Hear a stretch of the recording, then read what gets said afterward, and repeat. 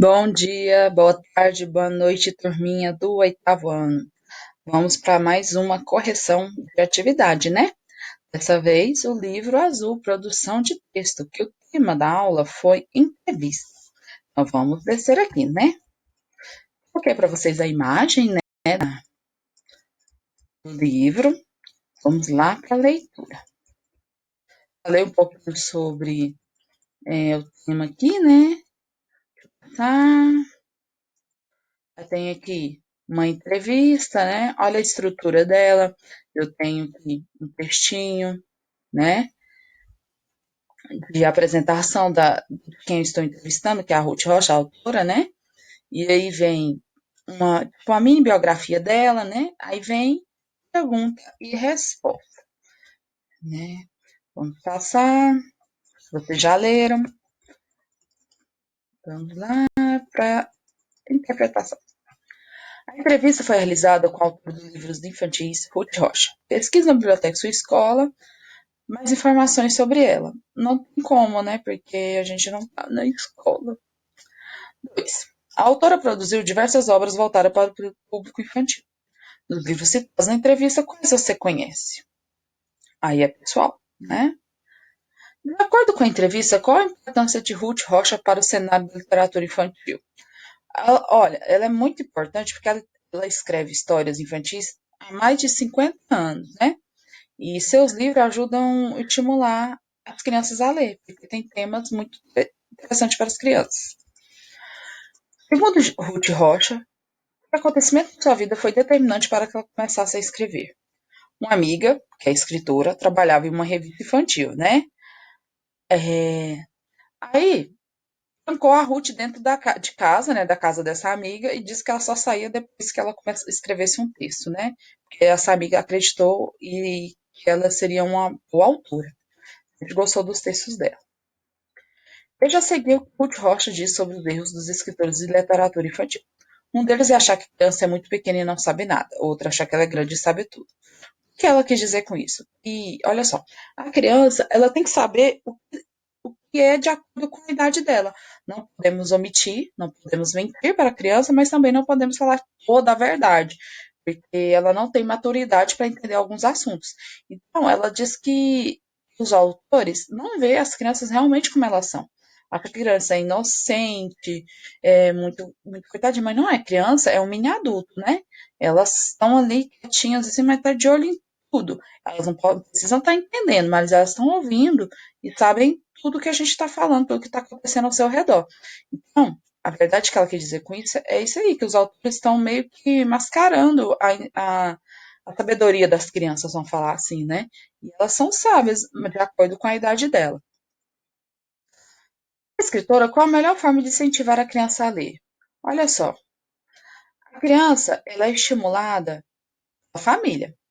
Por exemplo, se seu pai bebe suco todo dia, você vai querer beber suco todo dia.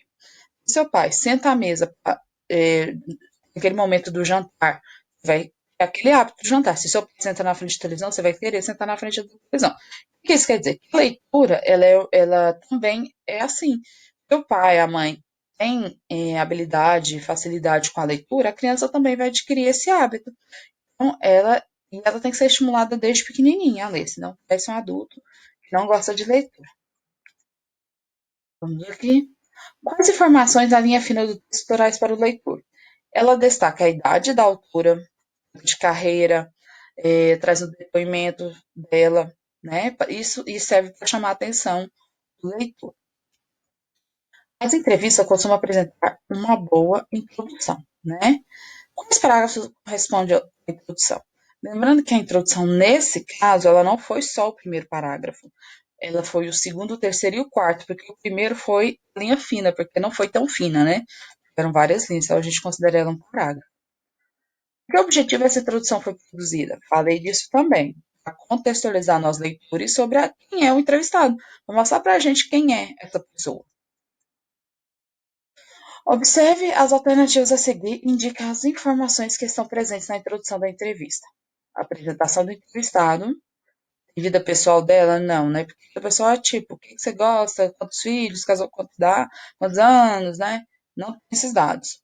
Tem a vida profissional. Não tem a formação, não fala do que ela é formada, e o texto que incentivou a realização da entrevista. Então, é essa aqui e essa aqui. Vamos para o próximo. Uma entrevista sendo predominantemente expositiva, ou seja, nós que estamos produzindo a entrevista vai expor o que aconteceu lá. Supõe a participação de um entrevistador, quem faz as perguntas, e o entrevistado quem responde.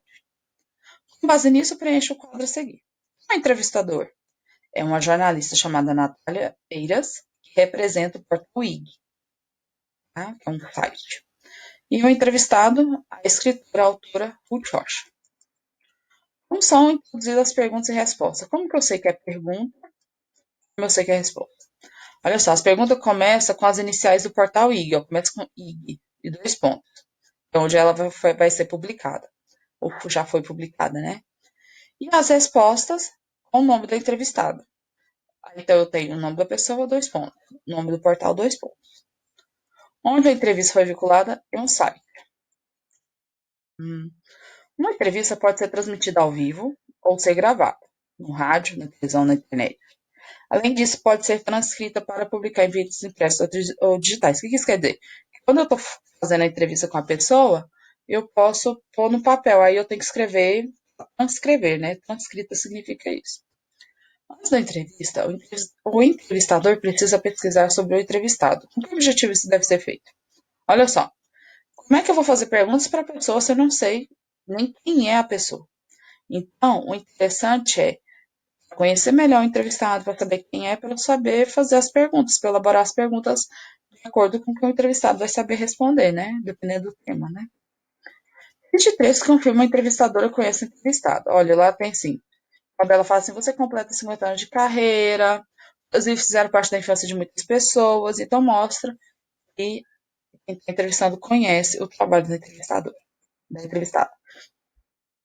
A entrevista lida foi publicada no canal Entretenimento On, veiculado no portal Wiki. Por que uma entrevista como escritora é pertinente ao canal em que foi publicado? Olha só, porque o público-alvo, que são pessoas que gostam de leitura, né, acessam muito esse site, esse portal, esse canal, né, o On. Em que outros meios de comunicação essa entrevista pode ser publicada? Olha só, jornais, revistas, tanto faz impresso ou digital, em outros sites, televisão, rádio. O público-alvo, pessoas que gostam de leitura, crianças que conhecem essa autora, então, na área da leitura em geral. Imagina que você iria entrevistar a escritora Ruth Rocha e elabore 2 ou mais perguntas. Já recebi também fotinho disso aqui, pessoal. Agora eu leio uma entrevista coletiva com os autores do filme Percy Jackson, O Ladrão de Raios. Eu assisti esse filme. Acho que vocês também, né? Faço direto na TV aberta. Aqui tem toda a estrutura. Vamos lá. A entrevista podem variar. Nossa, me enrolou agora. As entrevistas podem variar de acordo com o número de participantes, podendo ser classificadas de forma distinta. Relacione a seguir a entrevista lida com as respectivas classificações. E para individual, ser coletiva. A entrevista com a Ruth Rocha foi individual e a entrevista com os autores foi coletiva, porque tinha várias pessoas participando, vários atores. Essa entrevista não apresenta uma introdução, de forma possível saber o assunto que são os participantes da entrevista. Primeiro do título, tá? O título da informação e qual que é o tema da entrevista. Essa entrevista nomeia o entrevistador como moderador. Além de fazer perguntas, qual é a função do moderador? Olha só, ele tem a função de organizar, porque como ele está entrevistando muita gente, pode virar tipo, todo mundo falar ao mesmo tempo, né? Aquele negócio que a gente já conhece quando tem muitas pessoas reunidas conversando sobre o mesmo assunto. Ali tem a função de organizar, colocar o que cada um tem que responder, da pergunta para um, depois para outro, não, agora vejo fulano. Então ele tem a função de fazer as perguntas e organizar a entrevista. Essa entrevista foi produzida de maneira oral. No entanto, para sua divulgação, ela foi transcrita. Exemplos de marca de oralidade são palavras que a gente usa quando a gente está conversando. No caso, aí sabe e entende. Sabe, fulano? Aí quando a gente entendeu, é marca de oralidade. Olha só. Ainda nessa entrevista, de Ruth Rocha, algumas marcas de indicações dos participantes. Essas marcas são registradas entre colchetes. Identifique nas duas entrevistas explicando o que elas indicam. O colchete. A entrevista de Rocha, risos, indica que ela está rindo naquele momento. Para Logan, para Alexandre, quer dizer que isso aqui, o entrevistado está se dirigindo a Logan e dirigindo a Alexandra. Então, vamos aqui. Marca de oralidade, eu tenho o trecho das duas entrevistas. Em qual dos trechos já tem uma marca de oralidade? De novo, no trecho B, sabe? Com base no público-alvo de cada uma das entrevistas e no veículo que foram publicadas, explique por que uma não é marca de oralidade e o outro A. Olha só, na entrevista A, ela foi publicada no canal na internet, onde o público são leitores de modo geral, qualquer pessoa que gosta de leitura. E na B, destinada a pessoas que gostam de filmes e livros com aquele tema, né? Do Percy Jackson, né? Que tem a ver com mitologia grega, né? Com poderes e tal. Eles geralmente são adolescentes. Aquele filme é destinado para adolescente, então a entrevista também é destinada para adolescentes. Por isso que no texto B tem marca de oralidade, porque é bem típico da fala de adolescente. Teve um trecho, uma entrevista com a artista Luan Nascimento, historiador, monitor do Museu do Homem do Nordeste. Aí tem aqui um trecho. Com que objetivo essa entrevista foi realizada? Para divulgar a arte produzida por Luan Nascimento em um local público, que é o Museu do Homem no Nordeste. Na entrevista, a marca de oralidade. Está falando. Quais são? Ah, né? Então, mais, enfim. Aqui, ó. Né? Ó, o né aqui. Então, essas são marcas de oralidade. O que são essas expressões foram utilizadas? Para mostrar que o diálogo foi um diálogo livre, que a pessoa estava bem à vontade para falar sobre o assunto. Então, para deixar isso para a gente. Além de entrevista, outro gênero que tem marcas de oralidade. O diário, por exemplo. Ai, apareceu um negócio aqui. Ai, o diário. Não sabe o que é um diário, né? Data, um vocativo. É onde você escreve meio que uma carta para você mesmo, né? Por se tratar de um diário, o personagem conta situações vividas por ela em seu dia a dia. De fato, ela destaca nesse trecho. Olha, o nome dela é Biloca, né? É, o diário de Biloca tá aqui na fonte. Ela destaca o dia que ela ganhou o diário. Ela ficou muito feliz e contou sobre isso, e que vai sempre mantê-lo atualizado. Por que ela está escrevendo isso? Para ela mesma, né? Que o diário é um gênero onde o autor é o próprio leitor. Biloca descreve suas emoções de acordo com as suas lembranças. Em alguns momentos, ela faz algumas interrupções dos seus pensamentos. Identifica como essas pausas são destacadas no texto. Ah lá, ó, eu tenho reticências, que são esses 3 pontos aqui, ó. Nossas interrupções. Com que finalidade essas pausas foram inseridas? Acabei de falar, para mostrar que ela estava pensando na hora de escrever. Seguir o trecho um desafio, um gênero oral de origem popular. Vocês devem ter visto muito vídeo disso aqui, é tradicional no Nordeste isso aqui demais. Tem duas pessoas, um fica desafiando o outro com versinhos, rimas, né? Aqui. No desafio lido, há várias palavras registradas conforme a fala. Identifica. Cantador, ciência, serrador, for abrasador. A gente sabe que essas palavras não são escritas assim. Se tratar de um gênero oral, a gente tem que reproduzir do jeito que ele foi falado. Explique que esse efeito, essa grafia sugere em consideração o gênero que foram empregadas. Acabei de falar, né?